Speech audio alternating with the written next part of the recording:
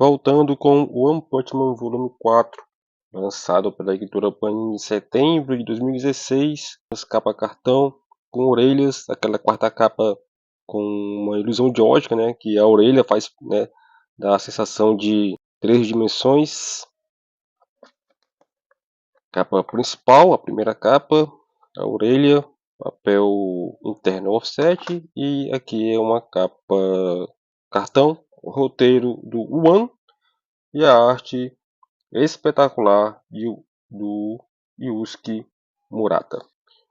Na capa a gente vai ter o Bang, né, que é um dos personagens classe S, são heróis mais poderosos. Personagens. E aqui o Genos e o Saitama acabam se confrontando com um meteoro gigante. Aí o meteoro tá caindo, etc e tal, e o Bang faz toda uma pose aqui para fazer de conta que vai conseguir derrotar esse meteoro, né? DT, ele vai destruir toda uma cidade. As cidades, elas têm, são letras. Cidade J, cidade A, cidade B, enfim. De todos os heróis classe S, apenas o Genos e o Bang, eles atendem ao chamado, né? Mas o meteoro se tornou um desafio um pouco maior do que eles esperavam. O único outro herói classe S que chegou foi esse cabeção aqui de ferro, é o Metal Knight. Aqui na verdade é o Metal Knight. Ele é controlado remotamente, ele é um automato, por um cara chamado Bufoy. E ele não veio destruir o meteoro, ele veio só observar e fazer algumas anotações. Porém o Genos, ele tenta a todo custo, né? Usa todas as suas forças para destruir o meteoro. Não consegue, até que o Saitama chega, faz uma pose aqui, uma entrada, e vai com tudo para cima do meteoro, destruindo aí. Porém, tem os fragmentos, né? Ele não calculou a catástrofe com os fragmentos, que cai aí por toda a cidade, causando também uma onda de destruição. Para ele tá tudo certo, ele destruiu o meteoro.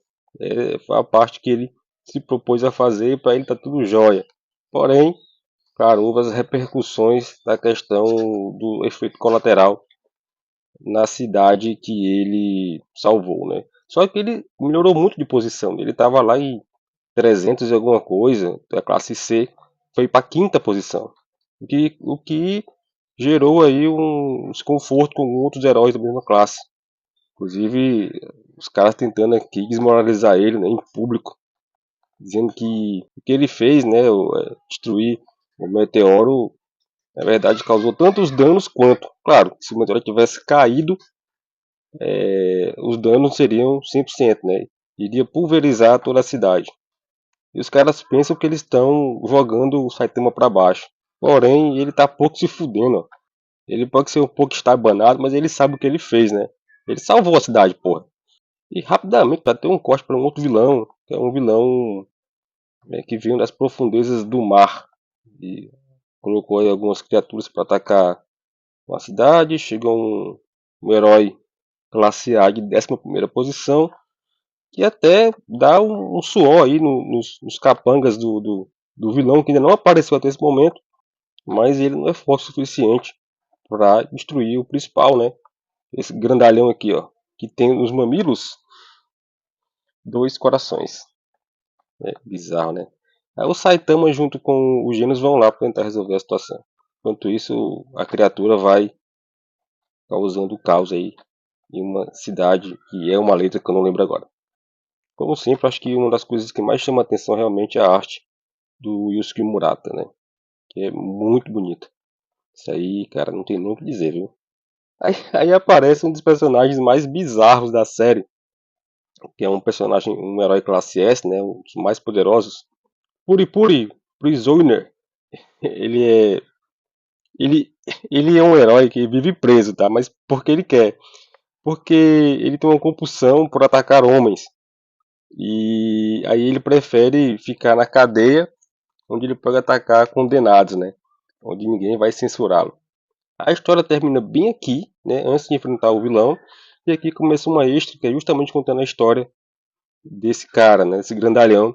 Quando o Sonic, da velocidade sônica, ele é preso e começa, né, os caras começam a querer bater nele e tal. Só que essa extra aqui, ela se passa justamente antes desse monstro aparecer. Ele foge justamente para atacar esse monstro e o Sonic, da velocidade sônica, vai junto. Tem uma arte aqui solta, mais uma arte solta, de prática é o glossário. E é isso.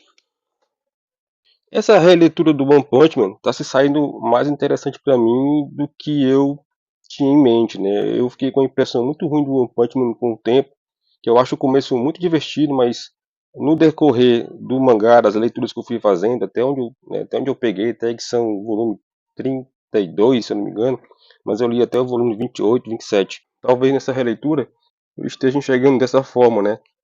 Que é muito mais do que um único personagem que dá um murro e vence o desafio. Tem também a ver com os personagens coadjuvantes. Alguns deles conseguem ter mais destaque do que outros. E, e a paródia vai, né, conduzindo a trama de certa forma. É isso. Continuo lendo. Né, quero fazer essa releitura para ver se eu tenho uma impressão diferente de One Punch Man. Então, vamos ver como é que vai ficar lá na frente. Por enquanto tá bem divertido.